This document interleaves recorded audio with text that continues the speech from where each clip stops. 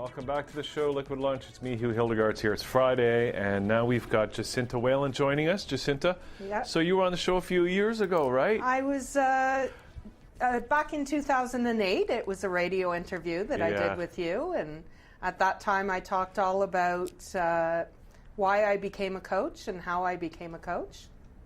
And today I guess we're going to sort of evolve that conversation a little bit because we're going to be talking about intuition, right? Yeah, you know, I think there's a lot of people out there that that experience something and they're awakening to their own intuition. Mm-hmm. Now, we always have our intuition with us, but a lot of people tend to suppress it, and a lot of people don't know what to do with it.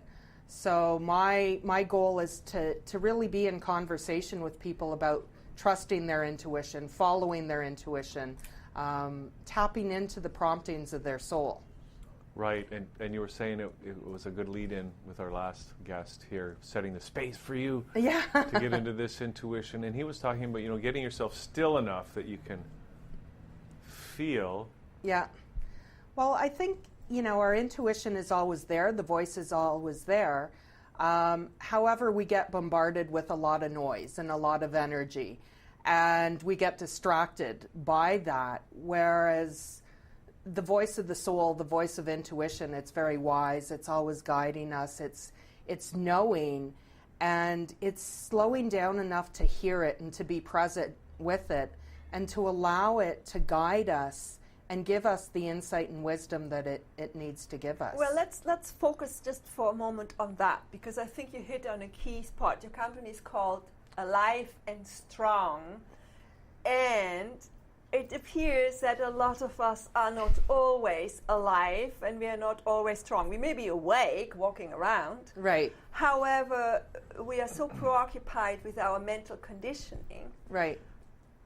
Talk to us about what does a human being look for that one could say, oh, that is how intuition is at work. You just haven't been aware of it. Okay. So it happens in different forms for different people.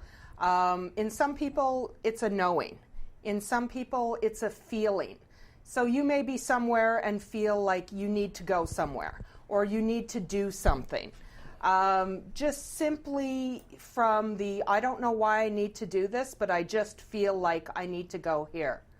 Or you have an awareness about something. I don't know why I know this, but I just know this. Mm-hmm. And it's almost like you're awakening from the inside out. And you're bypassing your brain into very much the language of the soul. And when we pay attention to it, it really puts us in a flow state where things happen easily, naturally, in ways better than we could have imagined. And then on the flip side, when we don't follow it, we come up against chaos and trauma and pushing too hard. So the intellect versus the heart, they're not singing the same song initially? Is that well, what you're ideally saying? You want them communicating with each other. Yeah. You know, I feel with the intellect, sometimes we come from I need to, I should, I have to, whereas with the intuition, we just know. And it's almost a magical path that lays itself out for us to follow. And that we need to learn to just trust. To trust it. It's a letting go, it's allowing, it's being present, it's listening to, it's letting it come up in whatever form it needs to come up. So when one first steps onto what you call the path, is there opposition to it? Or is there this is my inner voice, this is my soul guidance, and now I'm doing it? Or is there some back and forth? Well, you just said it in a person who's probably been on the path for a while and is very clear and is very aware. But I think for a lot of people, when they step onto the path, they don't even know what it is. They don't even know that it's a new path that they've stepped on. They're just becoming increasingly aware that there is something more and something deeper that's speaking to them. So can we go into your personal journey just a bit to maybe clarify that point? Mm-hmm. You were in sales and very successful before you became a coach, a life coach. Right. So for me, I was in my office. I was probably on the verge of a nervous breakdown. And I was feeling like a robot. And I knew that there was something so much more that I wanted to do. And I started to hear, for me, my intuition, it starts to speak in whispers. And if I don't pay attention to it, it gets louder and louder until I have to pay attention to it. So my journey, I was selling fitness memberships, and I just said, this isn't what I thought my life would look like. And I stopped and I said, what do I want? And I heard this voice say, well, what do you want? And I thought, okay, who's talking to me, and why is it so clear and so loud? Was it actually audible? It was very audible. With me, it's a very clear voice. Okay. And I said, well, I want to motivate, I want to inspire, I want to empower, I want to help people take off the mask that they wear and be authentic and powerful. And then I said, what on earth does that look like? And I heard, you need to be a coach. And at the time, I said, well, I've already been a coach. I've coached basketball, I've coached volleyball, I've coached swimming. And the voice said, not that kind of coach. And I said, what kind of coach do I need to be? And it said, a life coach. At the time, I didn't even know what a life coach was. So I said, where do I need to go to find out about coaching? And it said, you need to go to the ICF. And again, I didn't know what ICF was. So I was getting all these cryptic messages, but they were very clear, the messages that I was getting. So what is ICF? So the ICF is the International Coach Federation. Mm-hmm. And then I decided to suspend judgment and just really have a conversation with the voice I was hearing. And I said, where do I need to go to find more? And it said, go to Adler. So I looked up Adler, and it was the Adler School of Professional Coaching. And they had an open house the next night. And I went there, and I just felt like I was home. Was that in Toronto? That it is in Toronto, okay. Yes. So, but that journey, I didn't plan that journey. I didn't know about that journey. It just kind of happened. And I've realized times in my life, again, when I've listened to things, it's opened doors that I never knew were possible. And that listening comes from within. It's not in your ears, or is it in your ears? I feel it's an inside out. I mean, Intuition, like I said, occurs differently for different people. Mm-hmm. For me, it's very audible, and for me, I have the hearing, the knowing, and the feeling. Some people have the seeing. Some people, it's different for everybody. Some people have only one method. Some people have more than one method. Yeah, like I know people, they see pictures in the clouds, or a simple floor appears to them as a picture. Mm-hmm. And they get their clues, like they're very visual, they get their information that way. Right. Well, and it's, if you feel like you're getting a sign or an awareness or an inclination towards something, you probably are. And that's your intuition waking up. And like I said, we're all born with it, but we suppress it a lot of the times, and we don't even know how to have a conversation about the language of loving and trusting ourselves and feeling like something's more. Sometimes when I talk to people, they feel like they're going crazy because this awareness is happening for them. And it's to give them reassurance that they're not going crazy and that they are waking up. So what's going on right now that a lot of us going through this awakening process? What is your take on what's happening on the planet right now? I think there is a shift back to the heart and soul energy. I think people, they've pushed hard for so long, and they've lost touch with themselves.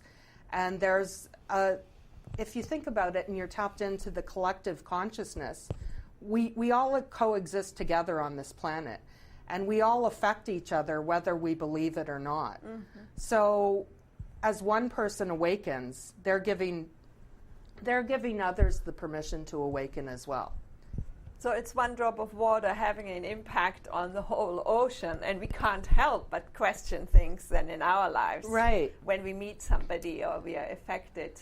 And also just being open in the conversation. Mm. I find, I meet a lot of people, and they have a real desire to talk about this, and they've never had a conversation about it before. or they don't even know how to describe it. And it's just being really present and really aware and listening deeply and allowing them to feel and speak and know and understand what they do, and not necessarily having to rationalize it. So let's talk about this. Somebody listening to you now and saying, oh my God, this woman, I'm in a panic attack or whatever. Yeah. Take us maybe through life coaching. What's the process look like? Okay. So I would have an initial conversation with someone to see where they're at and what's really going on. Now, life coaching is a journey. It's a relationship over time, where I'm really acting as a facilitator or as a guide for their personal and spiritual awakening. So with life coaching, you're focusing on becoming more of yourself and becoming the best self that you can be, and bringing in all of the elements, mental, physical, emotional, and spiritual, to really create the life that you desire. You know, in life, sometimes we get stuck, or we've been living other people's expectations instead of really coming from that place of what is it that I truly desire and who am I at my core. It seems a lot of us have been conditioned that way, right? To look outside, and then when somebody says, well, what do you really want? How do you get to really discover what you want if a person is unhappy in a situation they're in? What is the things they can do to find out what is it that would make their soul sing? Well, I think first of all, giving them permission to speak how they really feel and to get in touch with that part of themselves.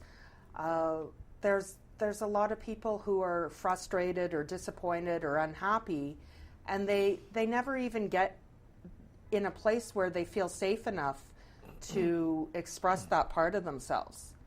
It's listening deeply. It's being fully present with. And what I find for me is when I'm coaching people, the intuition comes in.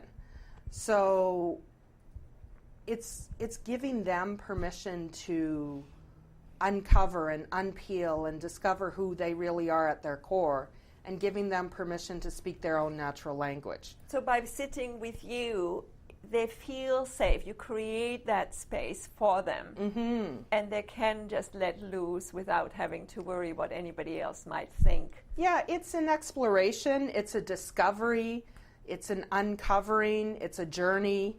You know, I'm not the one who would necessarily build the snowman, but I might hand them the shovel that they could build the snowman with. And in that, they may discover their creativity. They may discover their contribution. They may discover their playfulness. They may discover that they don't want to build a snowman, but they want to build an igloo, or that they want to dig a tunnel. And it's allowing for those explorations of different pathways, different areas, allowing the more creativity, the more creative parts of the mind to come forth, that place of contribution. So how important is it for us to really have that soul-felt creativity? I think it's so important. I think in life we get busy, and sometimes we put our dreams aside. I believe that we're all here for a purpose, and that we all have a contribution to make. And when we're in alignment with that contribution that we want to make, our natural gifts, skills, and talents are being brought forth.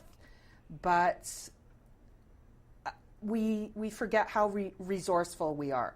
We forget how creative we are. We forget to have fun and play along the way, and to bring all of those elements in. I run a seminar called Living with Passion and Purpose, and that's really focused on the contribution that you want to make, the legacy that you want to leave, the bigger picture that you want to create.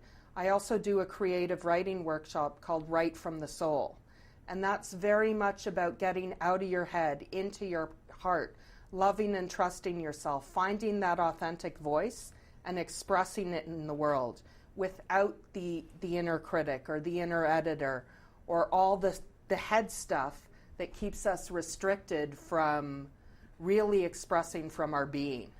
So is this just limited to this weekend when you do it, or do people walk away developing like morning journals or writing for their thoughts down as a habit? Let's say? Yeah, what I find when people come to me for the Write from the Soul is they've never done that type of writing. They've never done the exploratory consciousness writing, and they didn't even know that it was possible or how to do it. And when they leave, that desire to write and that desire to play is activated. So some people may write books, or some people may just realize that they have a voice and they have more to say and they have more to express. Part of the power of doing the workshops too is having other like-minded people to share with. I find that there's a lot of closet writers out there, people who write in a journal but would never share that or express that with other people.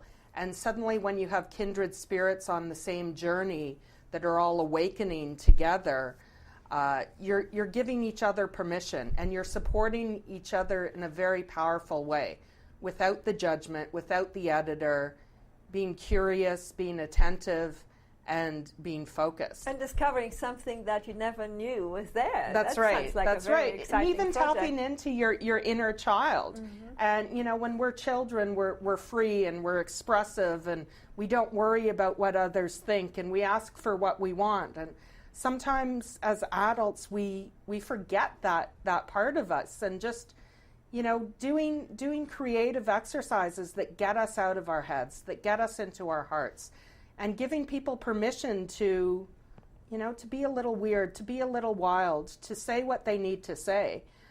It's amazing how when you give people permission, the guard goes down and disappears. And that sense of finding your authentic voice and the playfulness comes out as well. So being in that space now, you've created this life for yourself. Yes. What is your greatest success so far? I think my greatest success comes when I see other people's light bulbs activated. And when they say, oh, I got it, I can do this. And there's a whole ripple effect that happens from that. So their relationships change, their community changes, their creativity awakens, and their contribution deepens. So suddenly they're going from, you know, here to an openness of possibilities that they want to create. And they're really coming from that place of passion and purpose and essence and bringing all of who they are to the surface. And they've bypassed the limited thinking and they've gone from here out to here. Yeah, because the habituation is staying in this frame of reference where we feel safe. Yes. Mm-hmm. What I see with my clients too is 24 to 48 hours after working with them, either in a workshop or in coaching, there's almost a ripple effect of action, because I feel like I shift their sand, and after working with me, their sand lands in a different place. And when it lands in a different place, that's when the awakening happens. So that's when suddenly you're having those light bulb moments, and suddenly the action that you didn't know what you needed to take becomes clear. And you're really coming from that place of loving and trusting yourself and bringing all of yourself to the front. So you're creating a bigger context for what's possible. And you're really bringing in your own essence as well. That's amazing. That's really, I think, what we were talking about earlier. That's what needs to happen. Everybody has something to give. And people sometimes just don't know the way to access what it is that they want to give, and that they really have to share with the world. You know, I say to my clients, it's hard to see the picture when you're inside the frame, and just giving people the power to feel heard and seen and express themselves and go on a discovery process, it awakens parts of them that may have been dormant for a very long time. This is a wonderful analogy. You can't see the picture when you are in the frame. Yeah. So true. Yeah. So what's news? What's happening in your life now? What are the events that you're working towards? What I've started doing is I've started bringing my seminars into people's homes. And I feel that that's a way for them to do the work in their own sacred space. I did one in Burlington a few weeks ago where it was a ladies' Friday night in. And they loved the sharing, they loved the connection with each other, and a group of women came together and they didn't know each other when they started, and by the end of it, they all wanted to stay connected and they wanted to support each other on the journey. And suddenly they felt like they weren't alone, but they had a community. So my goal is really to create a community of passionate, inspired people who encourage and support each other to love and trust themselves and bring into the world what they need to bring in. Wow. Jacinta, you brought us full circle here. Now, I'm just curious, like, of the people watching this right now, really, because it sounds a little bit different than, say, business coaching. Mm-hmm. It's more like life coaching. Like, what kind of people out there watching this would be the ideal candidates to get in touch with you and go through your process? Okay. So I would say, for me, it's people between the ages of 40 and 60 who are looking to expand their creativity, or who are on a spiritual journey, or who want to trust their intuition more and who want to explore those parts of themselves more. It is very different than business coaching, although when you start doing the inner work on yourself, your business can blossom because of that.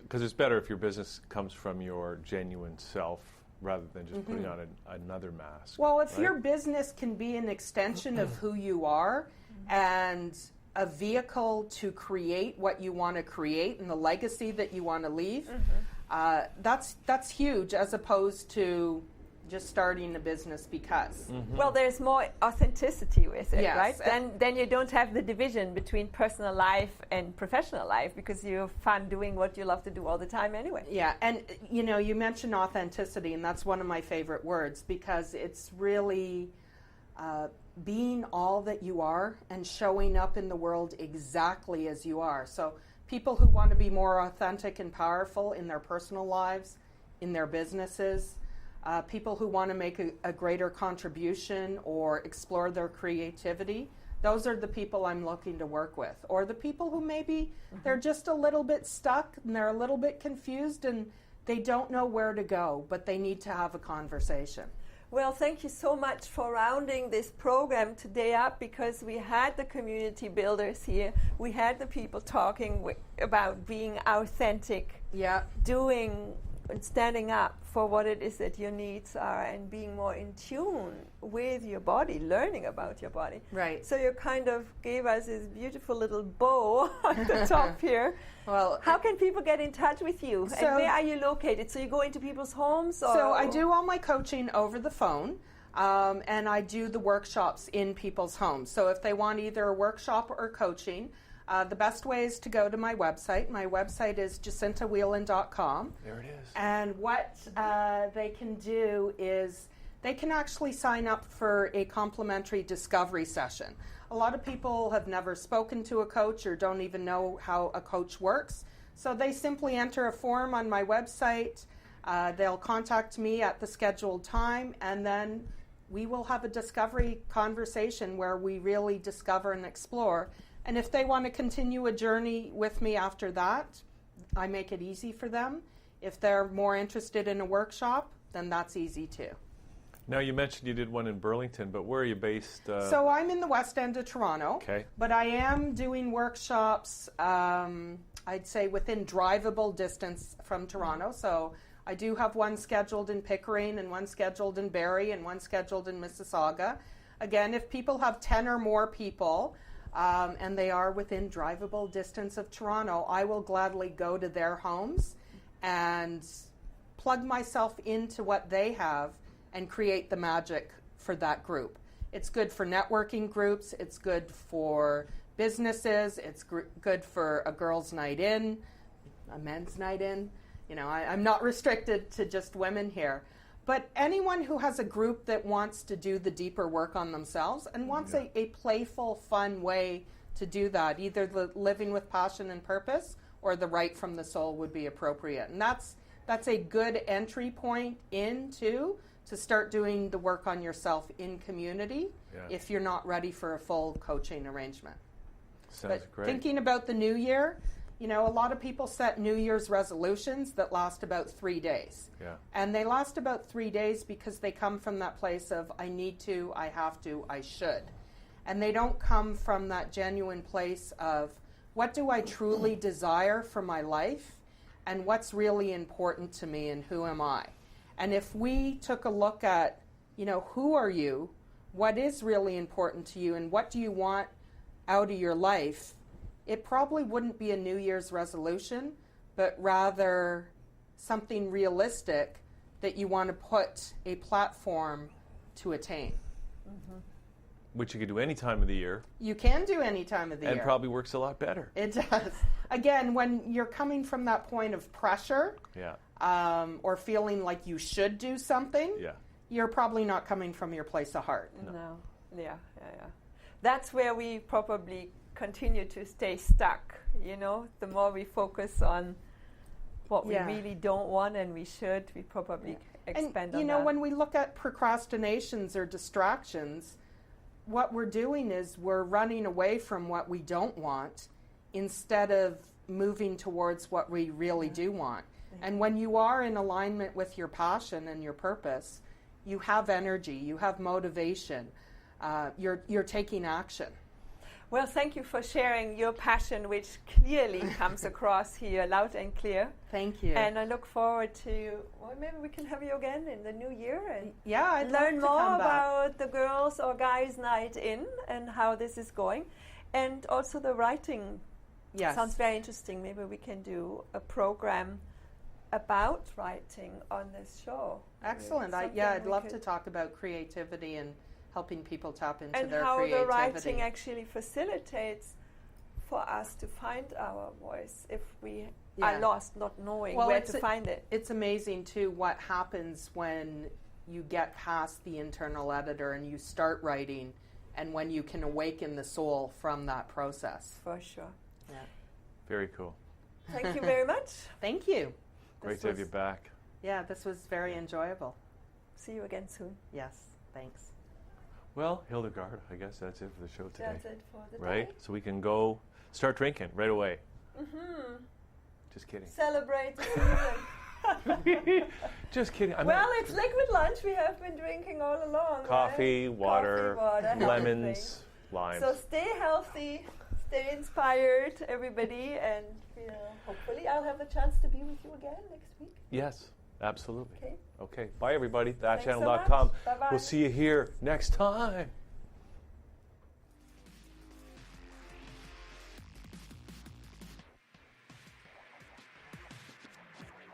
The sky had disappeared. An object that he could see only in silhouette, reaching across a massive arc of space.